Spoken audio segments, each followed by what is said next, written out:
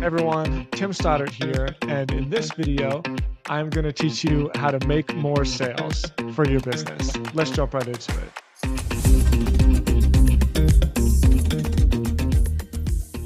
Before we dive in, as is the case with all of my videos, I have put an outline together for you. I am following this outline in my video, but I think having an outline really helps because you can make a copy of this outline. It's free, it's available, it's on Google Drive. You can just make a copy and keep it yourself and refer back to it when you're trying to build and improve your sales system. The first thing to understand when talking about business and when talking about sales is that every business goes out of business, or every business that fails does so for one reason and one reason alone, and that's lack of sales. Every problem is basically solvable if you continue to generate revenue and you continue to generate sales. And so sales is the only problem that you actually have in your business that if you don't solve for it will make you go out of business, will make your company fail. And so if that's the case, then how come everybody just doesn't spend all of their time and all of their effort getting better at sales? Well, because sales is uncomfortable. And in fact, I would argue that sales is the most uncomfortable aspect of business. And that's the reason why most people, most entrepreneurs, right? They spend their time doing just about anything they can think of except for sales. And so in this video, I'm going to really try to help simplify what a sales process looks like and simplify what you can do to make the sales come in for your products and services a lot easier and with a lot less friction. Okay, in order to get good at sales, we need to become good salespeople. You need to be a good salesperson. And I hinted on this briefly in last week's video, and that is that there's this myth that if you're a good salesperson, it means that you have to be very charismatic and you have to be like a smooth talker and have all of these systems and these rebuttals built up in the back of your mind. That's not the case at all. I personally do not have any systems and scripts and hacks on how to convince people to buy things from me. It is my strong opinion that the number one skill you need to be a good salesperson is to be a good listener. Again, I touched on this in my last video, but there's a really great book called Gap Selling, and it changed my reference on how to close deals. If you just listen, if you're talking to a prospect and you just listen to what it is that they're saying, they're going to tell you exactly what they need from you. They're telling you what their problems are, and it is just your job to create the solution. So the reason it's called gap selling, right? If you visualize that this is your prospect and this is them in their current state with their problem, right? And this is their life when they have a solution to the problem. Well, there's a gap in between. There's a gap between them with their current problem and their future self with their problem solved. And your job as the salesperson is just to close that gap, is to paint the picture and paint a scenario in which the problem that they are explaining to you is solved. And that's it. It's really that simple. I highly recommend you read the book. Gap Selling was really good, but even more importantly than reading the book, you have to get out of your head that you need to have this skill of sales. Like, yeah, sure, there's some really good frameworks to pay attention to, but for the most part, if you're a good listener, if you're a really good listener, you can be a good salesperson. So listen first, let the prospect tell you their problems, and then present the solution. And if you do that, you're going to close deals. It's a no-brainer. You're going to close deals. Okay, so we've established that in order to be a good salesperson, you need to be a good listener, and that if you have a process of listening and presenting solutions, you're going to close more deals. So now the only limiting factor that you have to close more deals is the amount of leads that you can generate. So once again, I'm going to reference a book.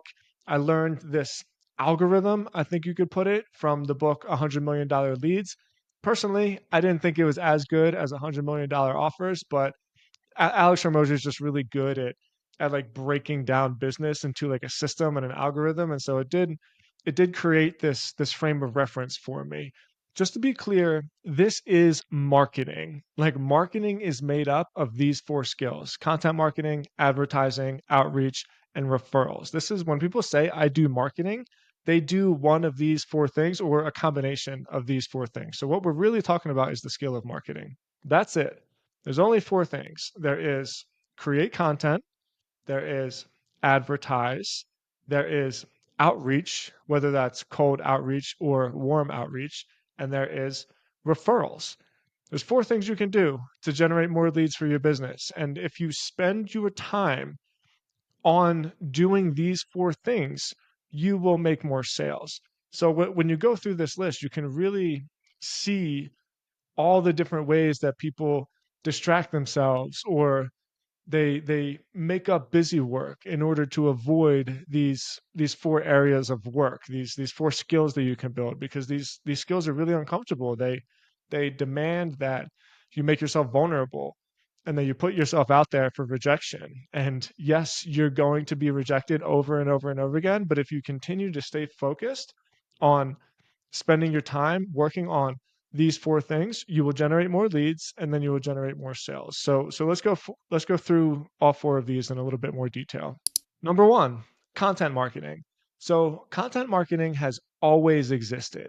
It just has more of a high tech name to it and reputation because of social media and newsletters. But content marketing is essentially spreading your ideas in exchange for a reputation. So if you write an article in a magazine, if you put something in a billboard, or maybe you wrote and you published a press release, this is content marketing. You're just spreading your ideas in exchange for a reputation. You're trying to build a reputation by spreading your ideas. These days, obviously, we have Instagram and Facebook and LinkedIn and email newsletters and YouTube, something like this. So the landscape of content marketing has changed, but fundamentally, the core concept of content marketing has always been the same. You are creating content of your ideas and using that to build a reputation, to build awareness to what it is that you're trying to do. Content marketing is very, very powerful. The downside to content marketing is that creating the content itself takes a lot of time, but also building your reputation takes a lot of time. So it's a very organic and labor intensive process. The upside is that once you use content marketing to build your reputation, you basically get to keep it forever unless you do something to screw it up, right? But once your reputation is established, it's very, very powerful and you can take it with you wherever you go. Number two, advertising. Advertising is essentially exchanging money for other people's audiences. So whether you advertise in a magazine, whether you advertise on Meta, whether you advertise in a newspaper, you can almost think of it as leasing somebody else's audience. Somebody else owns the attention, they own the audience, and you are paying them to put your ideas in front of a fraction or accumulation of the audience that that person has owned. So advertising is similar to content marketing, but the difference is it's very scalable because usually when you advertise, the more you spend, the further you can spread your ideas. Whereas with content marketing, you can only spread your ideas so far, usually in relation to the amount of time that you're willing to spend on it. So advertising is very, very powerful. The downside is that it's obviously expensive. The upside is that it's very, very scalable. Method number three is outreach. So there are two forms of outreach. There's cold outreach and there's warm outreach. Outreach just means that you're basically contacting people that you may or may not know. You're reaching out to them. It's pretty self-explanatory. Cold outreach means that you're contacting people who have no idea who you are. It's a very difficult process, and it's usually just a high volume process. I remember I used to sell medical supplies at one of my first jobs in South Florida. And I was in a phone room and I would make 110, 120 phone calls a day. And usually I would make maybe one sale a day. If I made 7 sales in a week, that was a good week. So it's usually about 4 or 5 sales a week. The key to great outreach is personalization and volume. It's a grind. It's a real grind. And unfortunately, in today's day and age, with all the possibilities for automation and AI agents and email autoresponders, people they depersonalize their outreach and they come across as robotic and they make the exchange for just massive and massive amounts of volume to try to get lucky. Basically, just find a couple lay down sales. I personally find that to be a very, very ineffective process because it's expensive to reach out to those many people through automation and they're typically not good customers, not good clients. So my outreach, whether it's warm or cold, has personally been very effective because I take a few minutes to research the person that I'm talking to or attempting to make a relationship with, having something in common with them and coming across as a real person. I think all of my cold DMs on LinkedIn, not all of them, let's say 90% of the cold DMs I make on LinkedIn get answered. And the reason is because I personalize them. Adjacent to that is volume. It's just a numbers game. The more you do, the more you'll get. And so if you're having trouble with outreach, if you are making outreach, whether it's cold or warm, a part of your marketing and a part of your business, and you're struggling, the answer is just do more. Just keep going, keep going. If you've done 1,000, do 10,000. If you've done 10,000, do 50,000. I know it sounds really, really crazy and ridiculous, but if you do cold outreach every day for a year, if you call 100 people every day for a year, let's say you buy an email or you buy a phone number list and you put them on a predictive dialer and you call 100 people in your industry every day for a year, it's basically guaranteed that you will make some sales and you will have some success. Method number 4 for lead generation and for marketing is referrals. Anybody that has run a successful business will tell you that referrals is the absolute holy grail of marketing. You can not do content marketing, not do advertising, not do any outreach, and have a good referral network and have a highly, highly, hugely successful business. It's just, without a doubt, the best thing you can have. And I would even take that a step further and say that there's two types of referrals. There's organic referrals, which means one of your customers just recommended one of their friends, right? But you can also have a network of referrals, which is something that you put together strategically. So you could have an employee that manages all of your referral partners, or you could even do it yourself. At Stodzy, the most successful sales tactic I had by far, I mean, without a doubt, by far, was what we call strategic partners. So I built relationships with professionals all across the industry. And if those strategic partners referred me to a potential prospect who turned into a client, well, that strategic partner will get a monthly check off of the revenue that I generated from them. And if you have 5 strategic partners and each one of those strategic partners gives you one lead a month and you close on one deal a month, I mean, that's on the low end. And for Stasi, that was anywhere from another 5 to 10 grand a month, 6 figures a year in additional revenue. It's not hard to see how, if you do that over the course of 6 months to a year, you're a multi-million dollar business. Okay, so let's recap real quick. We already talked about the fact that most businesses fail because they don't make sales. And so, if you want to be a good salesperson, the number one skill for sales is listening and closing the gap between the customer's current state and the ideal future state. We've talked about the 4 pillars of marketing, which is content marketing, advertising, outreach, and referrals. Now, we want to bring the whole thing together, which is the deliverability of your service and your product. And yes, the way that you present your service or your product absolutely has an impact on the future sales that you make. You don't have to have some kind of groundbreaking product or service to be successful. Obviously, if you have an exceptional product, that's great. But what determines your success in business isn't the exceptionalism that you bring. It's simply the relationship between the expectations of the customer and the expectations that you delivered. So I'll give you some examples. So I'm sure many of you are familiar with this. This is my Substack. It's a very simple business. And I created a community, I think it was 3.5, 4 months ago. This is not like a revolutionary product. This is not Amazon. It's a very simple, straightforward business.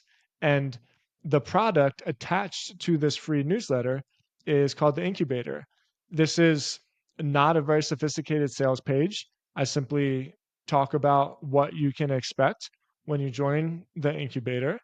And there is the community, which I'm not going to show you because that would not be fair to the people inside the community. But then there's also my courses. I even tell the people that sign up for the incubator that I don't have the courses published. Like I make them live in front of people and I take feedback on what they want to listen to or what they want to learn about. And so I am now currently making this course. I'm teaching people how to build an agency on Google Business Profile, a GBP agency. And look, my videos aren't edited.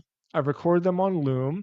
It's very similar to what I'm doing here. I put outlines together and I create great, valuable education. If this was highly produced, you could think of it something more along the lines of like masterclass or, a course that people sell for hundreds of dollars. That's not what I'm trying to do. And here's the real kicker, right? Under promise and over deliver. My product costs $99 for a year, and the value that my product delivers far exceeds that, far exceeds it. I mean, I could easily polish this up and charge $1,000 a year. And I'm sure I can make way more money. But my goal for this is to over deliver and to build my reputation. And so let's just look at the system. I do content marketing, which means I write my newsletter and I publish my content on LinkedIn. I publish my content on Instagram. So I'm doing content and I'm generating traffic to my assets through my YouTube channel, through my LinkedIn, and through my Instagram. So I'm doing content marketing and I am selling people just by telling the truth.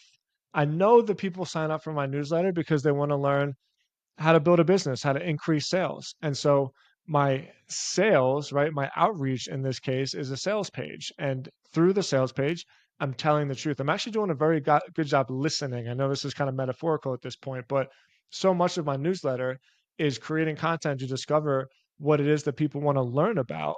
And then I simply present the solution to what it is that they want. An example of that is, like I said, my Google Business Profile course. I am absolutely creating this course because so many people comment on my YouTube videos and say, like, hey, I really want to learn this business model. Can you teach it? And so I'm teaching it. And as soon as I started doing this course, so as soon as I started putting that course together, my daily sales have increased as well because I listened to what people wanted and then I presented the solution to them. So one, two, three, four sales today. One, two sales yesterday, one sale the day before, three sales the day before that. We need to wrap this up by emphasizing the fact that your product and the service that you deliver is just as much a marketing and sales tactic as the inbound sales that you do for new business because your product just needs to over exceed expectation drastically. My product is worth so much more money than $99 a year.